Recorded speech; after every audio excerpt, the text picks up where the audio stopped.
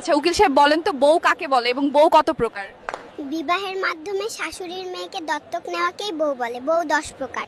1 number হলো আলসে বউ, এরা সারাদিন শুয়ে বসে থাকে। 2 নাম্বার হলো খেজুর গাছ মার্কা বউ, এরা স্বামীর সাথে সারাদিন খ্যাচ খ্যাচ করতেই থাকে।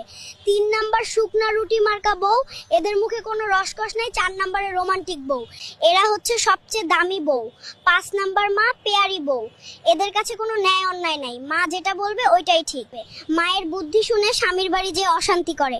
6 নাম্বার সিরিয়াস বউ, এদের সাথে কোনো হাসি ঠাট্টা করা যায় না। 7 নাম্বারে অপুক্ত বা ইম্যাচিওর বউ, দুনিয়ার সব বই প্রায় এমন। নাম্বার 8 আল্লাদি বউ, এরা সব সময় মান অভিমান নিয়ে বসে থাকে।